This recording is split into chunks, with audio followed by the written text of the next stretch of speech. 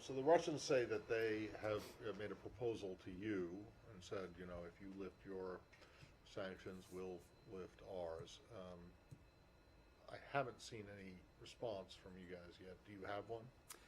Well, we will leave the diplomacy to people like Undersecretary Nuland and to others who will carry this forward. What I can say about her engagement today, her meetings have been, there's been open discussion, her meetings have been useful, and and our stance on the staffing of our mission remains firm.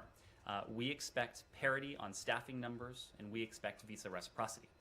There must be fairness, there must be flexibility on the Russian side if we are to achieve an equitable agreement, and that's precisely what we are after. We did agree to another round of discussions, and we hope that continued talks may bring to bear a resolution so that our mission in Moscow can resume its normal activity. I do expect that follow-on discussions will be at a lower level, probably at the Deputy Assistant Secretary of State level, but we do hope that those discussions can bear fruit because we do want open channels of communication with Moscow. We do think that a fully staffed or adequately staffed embassy in Moscow is important to our goal of having a free flow of information to manage responsibly the bilateral relationship with Moscow. Does that mean that you've given up on trying to get St. Petersburg, Yekaterinburg, and Vladivostok reopened? Again, So I'm you gonna. Well, you can't. In 3 times in what you just said, in what was written down in front of you, you talked about the embassy in Moscow, but you didn't talk about the consulates. The staffing.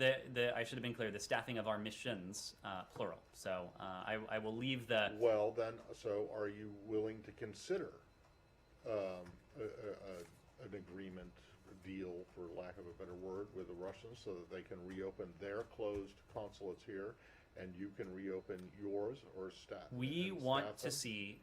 Are you just looking? Look, are you only looking to get Moscow back to full staffing strength, or are you looking for something more?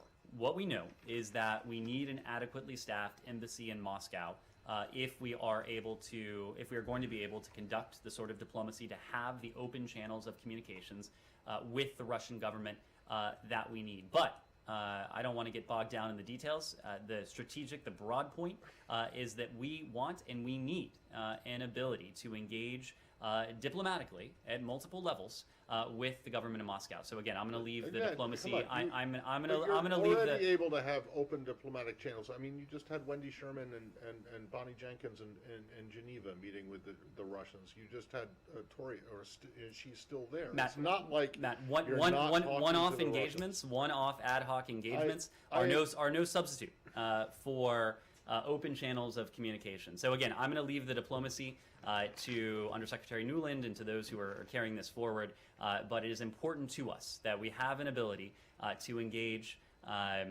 bilaterally and open and effective way sound like you're with the Russian pushing on government. the consulates. Is that correct? Or